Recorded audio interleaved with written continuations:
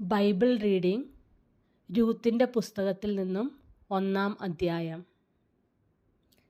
ന്യായാധിപന്മാർ ന്യായപാലനം നടത്തിയ കാലത്ത് ഒരിക്കൽ ദേശത്ത് ക്ഷാമമുണ്ടായി.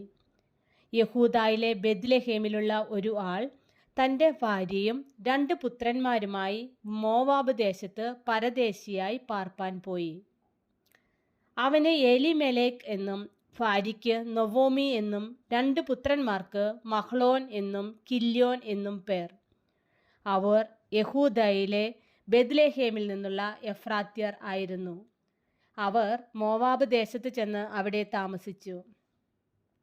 എന്നാൽ നൊവോമിയുടെ ഭർത്താവായ എലിമെലേക്ക് മരിച്ചു. അവളും 2 പുത്രന്മാരും ശേഷിച്ചു. അവർ മോവാബ്യ സ്ത്രീകളെ വിവാഹം കഴിച്ചു.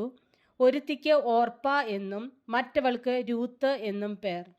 അവർ ഏകദേശം 10 സംവത്സരം അവിടെ പാർത്തു.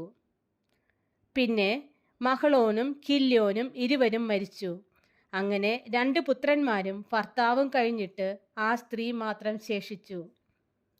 യഹോവ തൻ്റെ ജനത്തെ സന്ദർശിച്ച് ആഹാരം കൊടുത്ത പ്രകാരം അവൾ മോവാബ് ദേശത്ത് വെച്ച് കേട്ടിട്ട് മോവാബ് ദേശം വിട്ടു മടങ്ങിപ്പോകുവാൻ തൻ്റെ മരുമക്കളോടുകൂടെ പുറപ്പെട്ടു.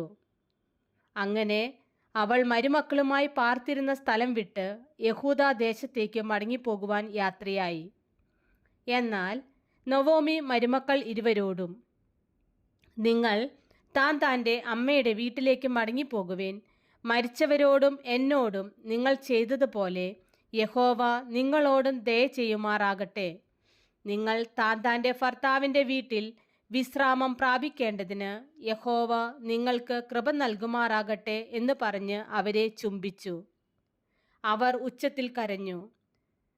അവർ അവളോട്, ഞങ്ങളും നിന്നോടുകൂടെ നിന്റെ ജനത്തിൻ്റെ അടുക്കൽ പോരുന്നു എന്ന് പറഞ്ഞു. അതിന് നൊവോമി പറഞ്ഞത്, എൻ്റെ മക്കളെ, നിങ്ങൾ മടങ്ങിപ്പോയിക്കൊള്ളുവിൻ. എന്തിന് എന്നോടുകൂടെ പോരുന്നു? നിങ്ങൾക്ക് ഭർത്താക്കന്മാരായിരിക്കാൻ ഇനി എൻ്റെ ഉദരത്തിൽ പുത്രന്മാരുണ്ടോ? എൻ്റെ മക്കളെ, മടങ്ങിപ്പോയിക്കൊള്ളുവിൻ. ഒരു പുരുഷന് ഭാര്യയായിരിക്കാൻ എനിക്ക് പ്രായം കഴിഞ്ഞു പോയി. അല്ല, അങ്ങനെ ഒരു ആശ എനിക്കുണ്ടായിട്ട് ഈ രാത്രി തന്നെ ഒരു പുരുഷന് ഭാര്യയായി പുത്രന്മാരെ പ്രസവിച്ചാലും അവർക്ക് പ്രായമാകുവോളം നിങ്ങൾ അവർക്കായിട്ട് കാത്തിരിക്കുമോ? നിങ്ങൾ ഭർത്താക്കന്മാരെ എടുക്കാതെ നിൽക്കുമോ? അതു വേണ്ട. എൻ്റെ മക്കളെ, യഹോവയുടെ കൈ എനിക്ക് വിരോധമായി പുറപ്പെട്ടിരിക്കിയാൽ നിങ്ങളെ വിചാരിച്ചു ഞാൻ വളരെ വ്യസനിക്കുന്നു. അവർ പിന്നെയും പൊട്ടിക്കരഞ്ഞു. ഓർപ്പ അമ്മാവി അമ്മയെ ചുംബിച്ച് പിരിഞ്ഞു. രൂത്തോ അവളോട് പറ്റി നിന്നു. അപ്പോൾ അവൾ, നിന്റെ സഹോദരി തൻ്റെ ജനത്തിൻ്റെയും തൻ്റെ ദേവൻ്റെയും അടുക്കൽ മടങ്ങിപ്പോയല്ലോ. നീയും നിന്റെ സഹോദരിയുടെ പിന്നാലെ പോയിക്കൊള്ളുക എന്ന് പറഞ്ഞു. അതിന് രൂത്ത്, നിന്നെ വിട്ടുപിരിവാനും നിന്റെ കൂടെ വരാതെ മടങ്ങിപ്പോകുവാനും എന്നോട് പറയരുതേ. നീ പോകുന്നിടത്ത് ഞാനും പോരും, നീ പാർക്കുന്നിടത്ത് ഞാനും പാർക്കും. നിന്റെ ജനം എൻ്റെ ജനം, നിന്റെ ദൈവം എൻ്റെ ദൈവം. നീ മരിക്കുന്നിടത്ത് ഞാനും മരിച്ച് അടക്കപ്പെടും. മരണത്താലല്ലാതെ ഞാൻ നിന്നെ വിട്ടുപിരിഞ്ഞാൽ യഹോവ തക്കവണ്ണവും അധികവും എന്നോട് ചെയ്യുമാറാകട്ടെ എന്ന് പറഞ്ഞു. തന്നോട് കൂടെ പോരുവാൻ അവൾ ഉറച്ചിരിക്കുന്നു എന്ന് കണ്ടപ്പോൾ അവൾ അവളോട് സംസാരിക്കുന്നത് മതിയാക്കി.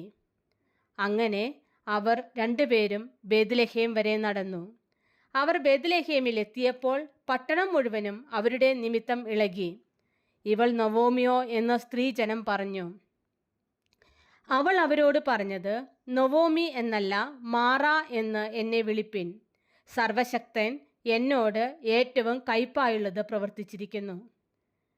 നിറഞ്ഞവളായി ഞാൻ പോയി ഒഴിഞ്ഞവളായി യഹോവ എന്നെ മടക്കി വരുത്തിയിരിക്കുന്നു. യഹോവ എനിക്ക് വിരോധമായി സാക്ഷീകരിക്കുകയും സർവശക്തൻ എന്നെ ദുഃഖിപ്പിക്കുകയും ചെയ്തിരിക്കെ നിങ്ങൾ എന്നെ നൊവോമി എന്ന് വിളിക്കുന്നത് എന്ത്? ഇങ്ങനെ നൊവോമി മോവാബ് ദേശത്ത് നിന്ന് കൂടെ പോന്ന മരുമകൾ രൂത്ത് എന്ന മോവാബ്യ സ്ത്രീയുമായി മടങ്ങി വന്നു. അവർ യവക്കൊയ്ത്തിൻ്റെ ആരംഭത്തിൽ ബേത്ലഹേമിൽ എത്തി.